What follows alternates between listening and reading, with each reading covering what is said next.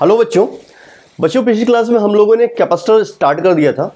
और याद करिए हम लोगों ने कैपेसिटर में पिछली क्लास में क्या देखा था, कैपेसिटर का बिल्कुल बेसिक देखा था। कैपेसिटर क्या होता है, कैपेसिटर का कैपेसिटेंस क्या होता है ना। आज की इस क्लास में हम लोग मेन टॉपिक से स्टार्ट करेंगे जिससे सवाल आता है और वो है पैरेलल प्लेट कैपेसिटर। ठीक है, तो पैरेलल प्लेट कैपेसिटर क्या होता है ये देखेंगे और पैरेलल प्लेट कैपेसिटर का कैपेसिटेंस समझेंगे क्या होता है। फिर एक चीज देखेंगे कि जब कैपेसिटर के प्लेट्स के बीच में हम कोई मीडियम स्पेसिफिकली डाइलेक्ट्रिक इंट्रोड्यूस कर देते हैं, डाइलेक्ट्रिक, तब कैपेसिटर के कैपेसिटेंस पे क्या फर्क पड़ता है। आज की क्लास में हम ये सारी चीजें कवर करने वाले हैं। ठीक है, तो important topic parallel plate capacitor, ध्यान से समझो क्या है ये।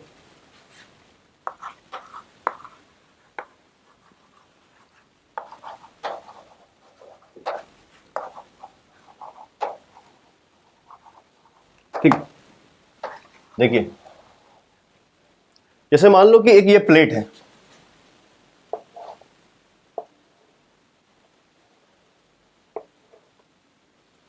और उसी के ठीक सामने बिल्कुल पैरेलल एक और प्लेट है।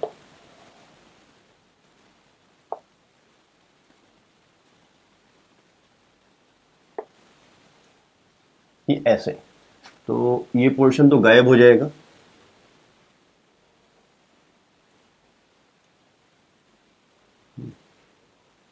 ऐसे तो एक प्लेट, उसी के ठीक सामने दूसरी प्लेट। तो ये जो सिस्टम आपको दिख रहा है ना, एक प्लेट के सामने दूसरी प्लेट, ठीक है, यही सिस्टम को बोलते हैं पैरेलल प्लेट कैपेसिटर। दोनों प्लेट आपस में मेटल की होंगी, तो एक के सामने दूसरी प्लेट इस तरह से रखी हुई है, दोनों के बीच में गैप बहुत कम है, सेपरेशन बहुत कम है। ठीक है, ये जो प्लेट आपको दिख रही है ना, ये प्लेट स्क्वायर भी हो सकती है या फिर रेक्टेंगुलर भी हो सकती है या फिर सर्कुलर भी हो सकती है या फिर कोई और भी शेप हो सकता है इसका। लेकिन ध्यान रहे कि दोनों प्लेट्स आपस में एक दूसरे के सामने हैं और दोनों के बीच में गैप कम है, तो इस तरह का सिस्टम कहलाता है पैरेलल प्लेट कैपेसिटर। प्लेट का शेप कुछ भी हो सकता है, सर्कुलर भी हो सकता है, रेक्टेंगुलर भी हो सकता है। अच्छा, अब इसी को मैं थोड़ा सा अलग से सिंबल वाइज बनाने की कोशिश करता हूं। हमने देखा था कि कोई भी कैपेसिटर हो, कोई भी कैपेसिटर, चाहे वो पैरेलल प्लेट कैपेसिटर हो चाहे कोई और भी कैपेसिटर हो, जैसे कि याद करिए कल की क्लास जब खत्म हो रही थी तो मैंने बताया था कि तीन तरह के कैपेसिटर होते हैं, parallel plate capacitor, cylindrical capacitor और स्फेरिकल कैपेसिटर।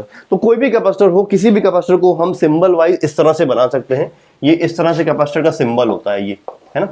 तो अभी this is a symbol for capacitor. इसी को मैं थोड़ा सा बड़ा बनाने वाला हूं इस तरह से,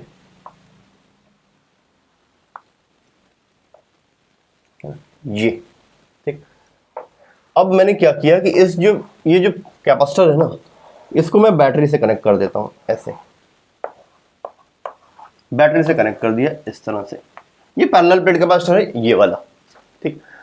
अब देखिए बैटरी से कनेक्ट करने पे क्या होता है, जैसे ही हमने, अच्छा ये प्लेट है, ये लाइन नहीं, ये प्लेट है और ये भी प्लेट है, ठीक।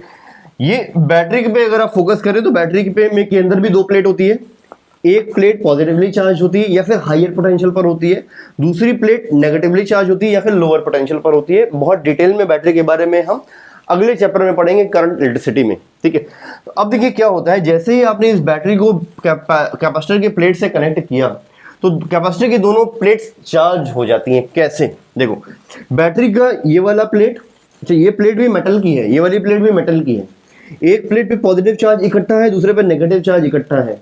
अच्छा, ये जो पॉजिटिव और नेगेटिव है, हमें पता होता है पॉजिटिव और नेगेटिव के बीच में अट्रैक्शन होता है, लेकिन ये पॉजिटिव नेगेटिव क्या एक दूसरे से मिल पाएंगे, क्या मर्ज कर पाएंगे? क्योंकि इन प्लेट्स के बीच में एक केमिकल सोल्यूशन है, बैटरी के अंदर एक केमिकल सोल्यूशन है जो इस पॉजिटिव और इस नेगेटिव को मिलने नहीं देता है। तो ये पॉजिटिव यहां इकट्ठा है, ये पॉजिटिव यहां इकट्ठा, अट्रैक्शन के बाद भी दोनों मिल नहीं पा रहे हैं। अच्छा, जैसे ही बैटरी की दोनों प्लेट्स को आपने बाहरी किसी रास्ते से कनेक्ट करने की कोशिश की तो पॉजिटिव नेगेटिव में अट्रैक्शन तो है ही, तो पॉजिटिव यहां से भाग कर जाएगा और नेगेटिव यहां से भाग कर जाएगा और मिलने की कोशिश करेगा अट्रैक्शन की वजह से। पॉजिटिव नेगेटिव में अट्रैक्शन है, इधर से मिल नहीं सकते, तो ऐसे जाकर मिलने की कोशिश करेंगे। तो पॉजिटिव यहां से चलेगा और यहां आएगा और नेगेटिव यहां से चलेगा और यहां आएगा, ठीक है। अच्छा, एक बात मैं आपको अभी बता देता हूं, इससे पहले कि दिमाग में आपके सवाल आए, ठीक। बैटरी के बाहर सर्किट में जो चार्ज का फ्लो होता है वो इलेक्ट्रॉन के टर्म्स में होता है। यानी कि ये देखो नेगेटिव चार्ज है, ये इस पोर्शन में तो कंफर्म है कि फ्री इलेक्ट्रॉन ऐसे जा रहा होगा, इसमें कोई दिक्कत नहीं। लेकिन ये वाला जो पोर्शन है जहां पर मैंने पॉजिटिव चार्ज का फ्लो दिखाया है, रियलिटी में ये पॉजिटिव चार्ज का फ्लो नहीं हो रहा है बल्कि इलेक्ट्रॉन का फ्लो हो रहा है। अगर मैंने पॉजिटिव चार्ज को ऐसे मूव कराया है, इसका मतलब रियलिटी में फ्री इलेक्ट्रॉन्स ऐसे मूव कर रहे होंगे। लेकिन आसानी से समझने के लिए हमने ये बात मान के चली है अभी कि ऐसे यहां से पॉजिटिव गया और ऐसे नेगेटिव गया, बस समझने के लिए। तो कुल मिला के एक पॉजिटिव मान लीजिए यहां से यहां गया, यहां आ गया, ठीक, और एक नेगेटिव यहां से यहां गया, यहां आ गया। अब इसके आगे ये नहीं बढ़ सकता, इसके आगे नहीं बढ़ता, तो यहीं पर ये रुक जाएगा, ठीक।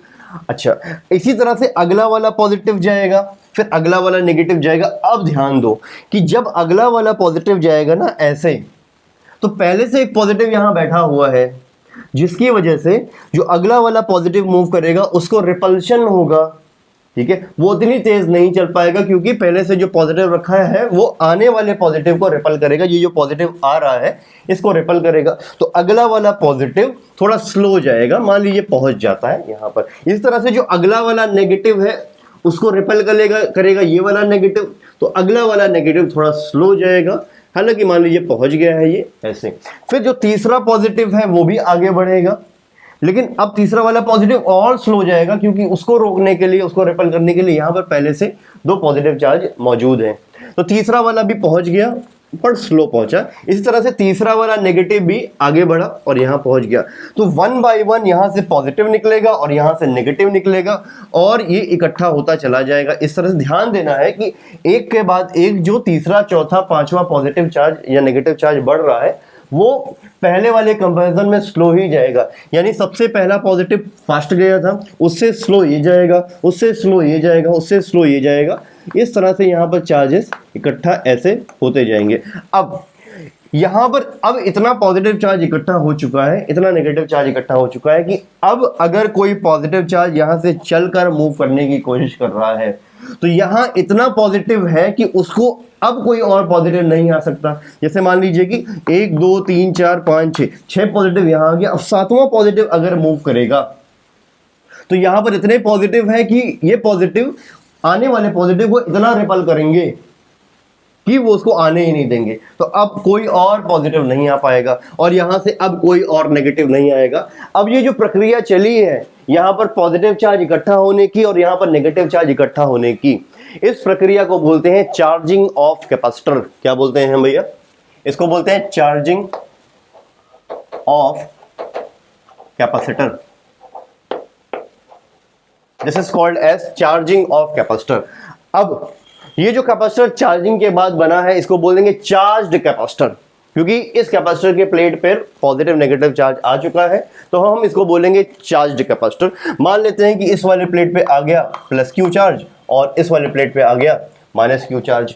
अच्छा, अब अगली बात देखिए, ये वाली जो प्लेट है ये बैटरी के पॉजिटिव से कनेक्टेड है, तो जितना इलेक्ट्रिक पोटेंशियल इस बैटरी के इस वाले प्लेट का होगा, बैटरी के पॉजिटिव प्लेट का होगा, उतना ही पोटेंशियल इसका भी हो जाएगा, क्योंकि चार्ज इस प्लेट से इस प्लेट तब तक फ्लो करता रहेगा जब तक कि पोटेंशियल सेम ना हो जाए। ये कॉन्सेप्ट हमने पहले ही देख लिया है, ठीक, पहले वाले चैप्टर्स में देखा है कि ये वाले प्लेट से ये वाले प्लेट तक चार्ज तब तक फ्लो करता रहेगा जब तक कि पोटेंशियल सेम ना हो जाए, है ना। जैसे कि एक टैंक में वाटर है, दूसरे टैंक में वाटर है, पहले वाले टैंक में वाटर लेवल ज्यादा है, दूसरे टैंक में वाटर लेवल कम है, तो अगर हमने दोनों टैंक को कनेक्ट किया तो वाटर फ्लो करेगा। कैसे फ्लो करेगा? Higher level to lower level. कब तक फ्लो करेगा? तब तक फ्लो करेगा जब तक कि लेवल बराबर नहीं हो जाता। इसी तरह से इस प्लेट से इस प्लेट चार्ज फ्लो करता रहेगा जब तक कि इलेक्ट्रिक पोटेंशियल सेम नहीं हो जाता। वैसे इस प्लेट से इस प्लेट चार्ज फ्लो करता रहेगा जब तक कि इलेक्ट्रिक पोटेंशियल सेम नहीं हो जाता। तो जो पोटेंशियल डिफरेंस यहां पर हो, एक बार फिर से, जो पोटेंशियल इस प्लेट का वही पोटेंशियल इस प्लेट का, जो पोटेंशियल इस प्लेट का वही पोटेंशियल इस प्लेट का, तो जो पोटेंशियल डिफरेंस इस दोनों प्लेट के अक्रॉस होगा वही पोटेंशियल डिफरेंस इन दोनों प्लेट्स के अक्रॉस भी आ जाएगा। कोई दिक्कत इतने में? राइट, शायद इतनी बात क्लियर। बताओ, इतने में कोई दिक्कत है आपको? नहीं, ठीक है। अब हम क्या करने वाले हैं, ये तो हमने पैरेलल प्लेट कैपेसिटर कैसे चार्ज होता है ये देख लिया। अब हम इस पैरेलल प्लेट कैपेसिटर का कैपेसिटेंस का फॉर्मूला निकालेंगे। देखिए जनरल फॉर्मूला कैपेसिटेंस का हम पहले ही सीख चुके हैं, C बराबर Q बाई V। वहीं उसी फॉर्मूले से C बराबर Q बाई V से हम स्टार्टिंग करके इस पैरेलल प्लेट कैपेसिटर का कैपेसिटेंस का नया फॉर्मूला निकालेंगे। नया फॉर्मूला का मतलब एक फॉर्मूले का नया फेज, एक फॉर्मूले का नया चेहरा, बस ठीक है, थोड़ा और आसान जो हम यूज करने वाले हैं आगे। तो इस पैरेलल प्लेट कैपेसिटर का कैपेसिटेंस हम निकालने वाले हैं, ठीक है। तो अभी आप क्या करिए कि इसका स्नैपशॉट ले लीजिए, फिर हम आगे बढ़ते हैं, ठीक है। अब देखो उसी फॉर्मूले से हम स्टार्ट करेंगे कि C बराबर क्या होता है। C बराबर होता है Q अपॉन V। कैपेसिटेंस बराबर होता है charge given upon potential difference. तो बताइए कैपेसिटर को यहां पर चार्ज कितना दिया गया Q, पोटेंशियल डिफरेंस कितना आया V। अच्छा, अब एक और बात सोचिए आप, ये प्लेट है, ये प्लेट है, ये पॉजिटिव ये नेगेटिव प्लेट, तो इलेक्ट्रिक फील्ड आएगी पॉजिटिव साइड से नेगेटिव प्लेट की तरफ, ऐसे इलेक्ट्रिक फील्ड आएगी E। Electric field will be coming in this particular direction from positive plate to negative plate. अच्छा, अब देखो आप कि मान लीजिए कि ये दोनों प्लेट्स के बीच की डिस्टेंस स्मॉल d है। मैंने बोल दिया दोनों प्लेट्स के बीच की डिस्टेंस स्मॉल d है। अब याद करिए एक फॉर्मूला होता है पोटेंशियल डिफरेंस और इलेक्ट्रिक फील्ड में, वो फॉर्मूला होता है E is equal to V upon d, है ना। इलेक्ट्रिक फील्ड बराबर पोटेंशियल डिफरेंस अपॉन डिस्टेंस। तो यहां से देखिए इलेक्ट्रिक फील्ड बराबर पोटेंशियल डिफरेंस अपॉन डिस्टेंस, सीधी सी बात है, इलेक्ट्रिक फील्ड बराबर पोटेंशियल डिफरेंस अपॉन डिस्टेंस। यहां से V बराबर देखिए क्या आता है, V बराबर हो जाएगा E इंटू डी। तो यही फॉर्मूला हम यहां पर रख देते हैं, C is equal to Q upon V की जगह पर E इंटू डी रख देते हैं, कोई दिक्कत नहीं। अच्छा, अब देखो ये जो इलेक्ट्रिक फील्ड है वो इसके और इसके सरफेस चार्ज डेंसिटी के टर्म्स में लिख सकते हैं। मान लीजिए कि यहां पर सरफेस चार्ज डेंसिटी है प्लस सिग्मा और यहां पर सरफेस चार्ज डेंसिटी है माइनस सिग्मा, ठीक। तो अब बताओ आप कि अगर हम यहां पर इलेक्ट्रिक फील्ड इस प्लेट की वजह से देखें तो याद करिए। अच्छा, एक बात और समझिए, ये प्लेट बहुत पास में है, तो अगर हम यहाँ पर किसी पॉइंट पे खड़े हुए हैं तो हमें ये प्लेट बहुत बड़ी दिखाई देगी। ये प्लेट बहुत पास में है, इतना गैप नहीं है। तो यहाँ पर अगर आप खड़े हो तो आपको ये प्लेट आपके हिसाब से बहुत बड़ी होगी। So for this point this plate is infinitely charge plate, it is a plate charge plate of infinite size, ये बहुत बड़ी प्लेट है। अब इन्फिनिट शीट ऑफ चार्ज की वजह से इलेक्ट्रिक फील्ड होती है sigma upon 2 epsilon not. Clear है बात? इन्फिनिट शीट ऑफ चार्ज की वजह से इलेक्ट्रिक फील्ड होती है सिग्मा अपॉन 2 एप्सिलॉन नॉट। तो इसकी ये पॉजिटिव प्लेट की वजह से इलेक्ट्रिक फील्ड आएगी राइट साइड में, पॉजिटिव चार्ज है, इलेक्ट्रिक फील्ड आएगी राइट साइड में सिग्मा अपॉन 2 एप्सिलॉन नॉट। इस नेगेटिव शीट की वजह से, negative infinite sheet of charge की वजह से इलेक्ट्रिक फील्ड फिर से आएगी राइट साइड में, नेगेटिव चार्ज है, electric field will be towards negative, वो फील्ड होगी सिग्मा अपॉन 2 एप्सिलॉन नॉट। इस प्लेट की वजह से sigma upon 2 epsilon not right side में, इसकी वजह से भी sigma upon 2 epsilon not right side में। दोनों फील्ड को आप ऐड कर दीजिए, सिग्मा अपॉन एप्सिलॉन नॉट हो जाएगा। Sigma upon epsilon not plus sigma upon 2 epsilon not plus sigma upon 2 epsilon not will be sigma upon epsilon not. क्या बात समझ में आ रही है? फिर से मैं बता दे रहा हूं, इस प्लेट की वजह से यहां पर फील्ड आई राइट साइड में सिग्मा अपॉन 2 एप्सिलॉन नॉट, इस प्लेट की वजह से यहां पर electric field I right side में sigma upon 2 epsilon not. Sigma upon 2 epsilon not, sigma upon 2 epsilon not, दोनों को ही आप ऐड करिए, सिग्मा अपॉन एप्सिलॉन नॉट बनता है। तो E बराबर हो जाएगा सिग्मा अपॉन एप्सिलॉन नॉट। कोई दिक्कत इतने में? यहाँ की इलेक्ट्रिक फील्ड को हमने सिग्मा अपॉन एप्सिलॉन नॉट लिख दिया। अब बताओ सिग्मा ही है क्या? सिग्मा है charge density, surface charge density, जिसको हम चार्ज अपॉन एरिया लिखते हैं। तो देखो ये चार्ज डेंसिटी हो जाएगा इस प्लेट का चार्ज अपॉन इस प्लेट का एरिया। तो मान लीजिए कि इस प्लेट का एरिया A है, वही एरिया यहाँ पर भी A है। तो ये जो सिग्मा है सरफेस चार्ज डेंसिटी, इसको चार्ज अपॉन एरिया हम लिख सकते हैं। तो सिग्मा की जगह पर अगर आप चार्ज अपॉन एरिया लिखें तो Q upon A epsilon not ये हो जाएगा। देखो भैया क्लियर है बात? अब हम E की जगह पर Q upon A epsilon not रखेंगे तो ये आ जाएगा Q upon A epsilon not into D। अब देखिए इसको थोड़ा सा रीअरेंज करो तो Q और Q कट जाएगा, A एप्सिलॉन नॉट ऊपर चला जाएगा तो ये आ जाएगा A epsilon naught upon D। तो C बराबर हो गया ये। तो capacitance of parallel plate capacitor is equal to A epsilon naught by d. What is A? Area of the plate. What is epsilon naught? Epsilon naught is the electrical permittivity of free space और vacuum. क्योंकि अभी तक हमने plates के बीच में कौन सा medium है इसकी बात ही नहीं की. तो अगर प्लेट्स के बीच में कौन सा मीडियम है ये नहीं बात की, इसका मतलब बाय डिफॉल्ट यहां पर या तो एयर होगा या तो वैक्यूम होगा, है ना. कुछ बोला ही नहीं, इसका मतलब यहां पर एयर या वैक्यूम है. तो अगर यहां पर एयर या वैक्यूम है तो उसकी इलेक्ट्रिकल परमिटिविटी को हम लिखेंगे epsilon naught. And what is small d? Small d is the distance between the two plates. Capacitance of parallel plate capacitor is A epsilon naught by d. ये वही main fundamental फॉर्मूले से आया है. शायद इतनी बात क्लियर है. देखिए कोई दिक्कत इतने में, राइट. अब देखिए अगर मैं मान लेता हूं कि इन दोनों प्लेट्स के बीच में कोई मीडियम है, अभी तक तो एयर या वैक्यूम लिया है, लेकिन अगर कोई मीडियम है यहां पर जिसका डाइलेक्ट्रिक कांस्टेंट कैपिटल के है, for any medium between plates. इस दोनों प्लेट्स के बीच में कोई दूसरा मीडियम है, तो अभी तो यहां पर हमने एयर या वैक्यूम माना है, तब यहां पर एप्सिलॉन नॉट लिखा है electrical permittivity of free space और वैक्यूम.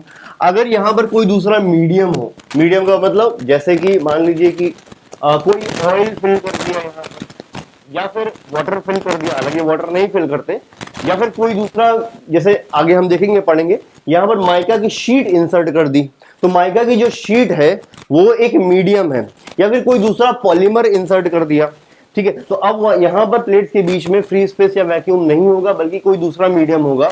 अब हम यहां पर एप्सिलॉन नॉट की जगह पर, what is the meaning of epsilon naught? Epsilon naught is electrical permittivity of free space और वैक्यूम. अब यहां पर फ्री स्पेस या वैक्यूम तो है नहीं, कोई मीडियम है, तो एप्सिलॉन नॉट की जगह पर हम लिखेंगे सिर्फ epsilon, A epsilon bye D, क्योंकि अब यहां पर वैक्यूम नहीं है बल्कि कोई दूसरा मीडियम आ गया, तो एप्सिलॉन की जगह पर एप्सिलॉन नॉट की जगह पर एप्सिलॉन लिख दिया. अब आप याद करिए कि एकदम पहले चैप्टर में हमने पढ़ा था कि कोई भी मीडियम अगर है तो उसका डाइलेक्ट्रिक कांस्टेंट होता है कैपिटल के, और डाइलेक्ट्रिक कांस्टेंट होता है कैपिटल के बराबर एप्सिलॉन अपॉन एप्सिलॉन नॉट.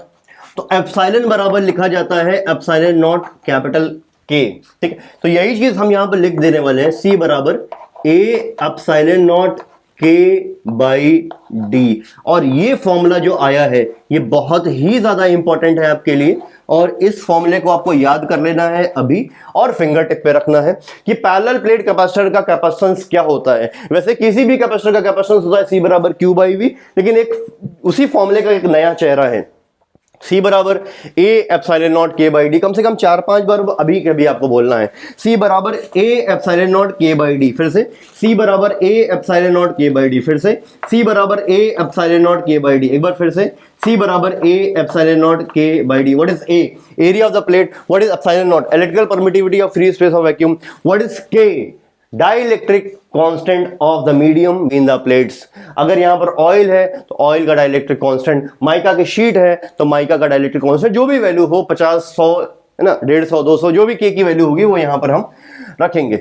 अच्छा, डी क्या है यहां पर? Small D. D is the distance between the plates. अब यहां से एक और चीज हमें ऑब्जर्व करनी है कि जो पैरेलल प्लेट कैपेसिटर होता है ना बच्चे, ये किन बातों पर डिपेंड करता है, तो फॉर्मूले से ही हमें समझ में आएगा. देखिए ये कैपेसिटेंस जो है C is directly proportional to area of the plates, यानी कि जो प्लेट्स है अगर इनका एरिया ज्यादा, इसका मतलब ये है कि इस कैपेसिटर का कैपेसिटेंस ज्यादा, ठीक है, राइट. यानी एरिया अगर ज्यादा होगा तो ऑब्वियसली प्लेट्स बड़ी होंगी, तो बड़ी प्लेट का एरिया ज्यादा और उसका कैपेसिटेंस भी ज्यादा. दूसरी बात, C directly proportional to dielectric constant की, यानी अगर कोई यहां पर ऐसा मीडियम आप इंसर्ट करें जिसका डाइलेक्ट्रिक कांस्टेंट ज्यादा है, उस मीडियम के साथ इस कैपेसिटर का कैपेसिटेंस ज्यादा होगा. अच्छा, it is also C is inversely proportional to small d, यानी कि प्लेट्स के बीच जो डिस्टेंस है अगर वो जितनी ज्यादा कम हो उतना ज्यादा कैपेसिटेंस होगा. C is inversely proportional to the distance between the plates. ये बहुत ही इंपॉर्टेंट फॉर्मूला था. बताइए कोई दिक्कत है यहां पर तो बताइए, राइट. फॉर्मूला फिर से बताओ क्या है? C बराबर A epsilon naught K by D. It is the formula of capacitance of parallel plate capacitor. इसका स्नैपशॉट लो, फिर मैं आपको इस पे सवाल कराऊंगा, अभी बेसिक सवाल कराऊंगा फिलहाल, ठीक है. करिए इतना. ठीक है, देखो फटाफट दो सवाल देखते हैं। मान लो कि एक पैरेलल प्लेट कैपेसिटर है, ये है एक पैरेलल प्लेट कैपेसिटर। अब मैंने इस पैरेलल प्लेट कैपेसिटर को चार्ज दे दिया 50 माइक्रो कूलम्ब, जिसकी वजह से इसका जो पोटेंशियल डिफरेंस है, अच्छा पहले चार्ज कितना था 0, तो चार्ज मैंने दे दिया इतना, इसका पोटेंशियल डिफरेंस 0 से बढ़ गया लेट से 5 वोल्ट है ना पोटेंशियल डिफरेंस। अब आपसे पूछा जा रहा है कि बताइए इसका कैपेसिटेंस कितना है। ठीक, तो अब बताइए कैपेसिटेंस का फॉर्मूला क्या होता है, charge given upon rise in potential difference. तो चार्ज कितना दिया आपने 50 माइक्रोकूलम्ब, 50 माइक्रोकूलम्ब का मतलब कि 50 इंटू 10⁻⁶, और पोटेंशियल डिफरेंस कितना बड़ा 5 वोल्ट, ये कट हो जाएगा, ये आ जाएगा 10 into 10⁻⁶।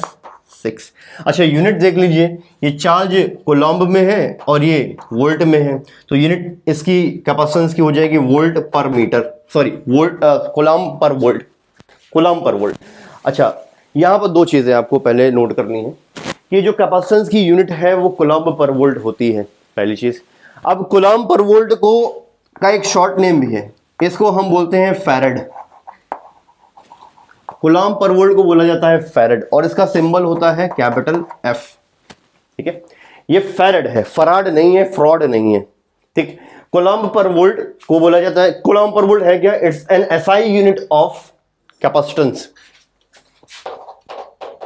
SI unit of C, it is coulomb per volt, also written as farad, symbol is capital F।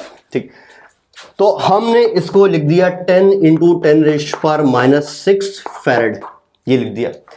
अब देखिए जनरली किसी भी कैपेसिटर का कैपेसिटेंस जो आता है ना वो 10⁻⁶ के ही ऑर्डर में आता है, राइट। तो 10⁻⁶ को हम लिख सकते हैं 10 माइक्रो फैरड। ठीक, अब देखिए किसी भी कैपेसिटर का कैपेसिटेंस जब भी आएगा ना वो इसी ऑर्डर में आएगा, क्योंकि अगर मैंने बोला किसी कैपेसिटर का कैपेसिटेंस है 1 फैरड या 2 फैरड या 3 फैरड, ये सारी वैल्यूज ना प्रैक्टिकली बहुत रेयर हैं, बहुत रेयर हैं, क्योंकि 1 फैरड अपने आप में बहुत बहुत बहुत ज्यादा बड़ा कैपेसिटेंस है। ऐसा कैपेसिटेंस प्रैक्टिकली पॉसिबल नहीं है, कहीं बना होगा, बहुत रेयर होगा। अच्छा, क्योंकि मैं इसलिए बोल रहा हूं क्योंकि अर्थ जो होता है ना, अर्थ, अगर अर्थ के बारे में आपको पता हो कि जो अर्थिंग, इलेक्ट्रिकल वायरिंग में अर्थिंग होती है ना, तो वायरिंग का एक पार्ट अर्थ में डिप कर दिया जाता है ताकि कोई भी फॉल्ट की वजह से चार्ज आए तो अर्थ में चला जाए। अर्थ एक ऐसी बॉडी है जिसको आप कितना भी चार्ज दो, है ना, वो एब्जॉर्ब कर लेगी। यानी अर्थ के पास बहुत बहुत बहुत ज्यादा चार्ज स्टोरिंग कैपेसिटी होती है, अर्थ का कैपेसिटेंस बहुत ज्यादा होता है। अब वैल्यू वाइज की कैपेसिटेंस की अगर हम बात करें तो कैपेसिटेंस ऑफ अर्थ ये होता है लगभग 710 माइक्रोफैरड, यानी कि 0.0071 फैरड। तो आप देख सकते हैं कि अर्थ का कैपेसिटेंस 1 से कितना कम है। हालांकि अर्थ का कैपेसिटेंस अपने आप में बहुत ज्यादा है, लेकिन वही कैपेसिटेंस की वैल्यू कम आ रही है। तो यानी कि 1 फैरड अपने आप में बहुत ज्यादा वैल्यू है, वो 1 फैरड कैपेसिटेंस अर्थ का भी नहीं है। ठीक है, तो जब भी कोई भी कैपेसिटर होगा जो मार्केट में अवेलेबल होगा, कैपेसिटेंस का कम ही होगा, 1 से बहुत कम होगा, हालांकि वो वैल्यू ज्यादा ही होती है। ठीक है, तो ये 10⁻⁶ माइक्रो या मिली, मिली अगर लिख दिया, मिली का मतलब क्या होता है 10⁻3, तो मिली में भी अगर लिखा गया तभी वो वैल्यू बहुत ज्यादा है। तो इस तरह से, तो इतना आपको ध्यान रखना है कि कैपेसिटेंस जब भी आएगा वो मिली या माइक्रो के ऑर्डर में आएगा, पहली चीज। तो इतना आ गया, शायद ये फॉर्मूला बेस्ड सवाल था, कोई दिक्कत नहीं होनी चाहिए आपको। इतना स्क्रीनशॉट लीजिए, मैं अगला बताता हूं फिर आपको। देखो मैंने बोला अगर कि एक कैपेसिटर है ना, ये कैपेसिटर है और इसका कैपेसिटेंस है C। ठीक, इसका कैपेसिटेंस है C। ठीक, अब इसी कैपेसिटर का अगर हम एरिया डबल कर दें, इस तरह से एरिया को डबल कर दिया, प्लेट को बड़ी कर दिया, और distance between the plate half कर दें। मैंने बोला कि अगर यहां का एरिया A है तो यहां का एरिया आप 2A कर दीजिए। अगर यहाँ के डिस्टेंस इस कैपेसिटर की स्मॉल d है प्लेट्स के बीच में, तो यहाँ पर आप एरिया डिस्टेंस को हाफ कर दीजिए, यानी इस डिस्टेंस को आप d/2 कर दीजिए। अब इस केस में कैपेसिटेंस क्या होगा, ठीक है। अगर किसी कैपेसिटर का प्लेट का एरिया डबल कर दिया गया, डिस्टेंस हाफ कर दिया गया, तो कैपेसिटेंस पे क्या फर्क पड़ेगा? अगर पुराने वाले कैपेसिटर का कैपेसिटेंस C है तो नए वाले कैपेसिटर का कैपेसिटेंस कितना होगा? C डैश बताना है आपको C के टर्म्स में। तो सिंपल है बिल्कुल। देखिए यहाँ पर जो कैपेसिटेंस है उसको आप लिख सकते हो A epsilon not K by D। Medium यहाँ पर कुछ होगा। अगर मीडियम कुछ नहीं होता है तो बताइए एयर या वैक्यूम होगा, और एयर या वैक्यूम का डाइलेक्ट्रिक कांस्टेंट होता है 1, फॉर्मूला बन जाएगा A epsilon not by D। यहाँ पर देखिए आप C डैश फॉर्मूला कैपेसिटेंस का वही है A epsilon not K by D, but यहाँ पर A नहीं रखेंगे बल्कि इस प्लेट का एरिया रखेंगे 2A A epsilon not K divided by D। D मतलब D नहीं रखेंगे बल्कि ये वाली डिस्टेंस रखेंगे D बाई 2। ये एक्चुअली में यहां से आया है ऐसे। C डैश बराबर A dash epsilon not K upon D dash. ठीक है। नया कैपेसिटेंस बराबर नया area epsilon not K upon D dash. मैंने डायरेक्टली यहां पर लिख दिया, कोई दिक्कत नहीं। ठीक है। अच्छा अब देखिए इसको आप थोड़ा सॉल्व करें। ये 2 और 2 मल्टीप्लाई हो जाएगा, ये बन जाएगा 4A epsilon not K upon D। अब बताइए A epsilon not K by D क्या ये C के बराबर है? तो यहां पर हम C लिख सकते हैं, यानी कि जो नया कैपेसिटेंस होगा वो पुराने कैपेसिटेंस का 4 गुना होगा। ठीक दिख रहा है आपको? क्लियर है? यानी कि देखिए एरिया डबल किया तो कैपेसिटेंस डबल हुआ, और डिस्टेंस के हाफ होने की वजह से भी एक बार और कैपेसिटेंस डबल हो गया, तो कैपेसिटेंस ओवरऑल 4 गुना बढ़ गया। कोई दिक्कत नहीं में। देखिए क्या इतनी बात समझ पा रहे हो आप? ठीक। तो अभी यार मैं आगे नहीं बढ़ूंगा, फिलहाल इतने पे ही रोक लेते हैं। ठीक, क्योंकि अगला वाला जो टॉपिक है ना डाइलेक्ट्रिक, वो थोड़ा इंपॉर्टेंट भी है और थोड़ा सा बड़ा टॉपिक है, तो उसको मैं अगली क्लास में स्टार्ट करूंगा। फिलहाल आप इतना रिवाइज करके आइएगा, और अपनी बुक से जितने भी रिलेवेंट सवाल है इस फॉर्मूले पर, है ना, इसको कर लेना। ठीक है, तब अगली क्लास में आपको अच्छा लगेगा। ठीक है, चलो फिर। ठीक है, इसको अगर स्नैपशॉट लेना ले लो। ठीक है। अच्छा हाँ यार, एक बात और कि टेलीग्राम ग्रुप का मैं लिंक डिस्क्रिप्शन में दे दूंगा ना। ठीक है, तो वहां से आप ग्रुप ज्वाइन कर लेना, फिर मैं नोट्स भेजना स्टार्ट करूंगा उसी ग्रुप पे। जितना भी नोट्स है स्टार्टिंग से ही, ठीक है, स्टार्टिंग वाला भी नोट्स मैं सेंड कर दूंगा, इलेक्ट्रोस्टैटिक्स का पूरा, फिर कैपेसिटर का तो चल ही रहा है, इसके बाद जितना भी चैप्टर होगा सारे नोट्स। अगर आप इस यहाँ से बोर्ड का कंटेंट लिखते हो या नहीं लिखते हो वो आपके ऊपर है, लेकिन उस नोट्स में सब कुछ लिखा होगा, सीक्वेंस में लिखा होगा जैसे हम पढ़ा रहे हैं, यहाँ पर देख रहे हैं। ठीक, चलो फिर ठीक है, इतना रिवाइज करो। ठीक है, मिलते हैं अगली क्लास में। बाय।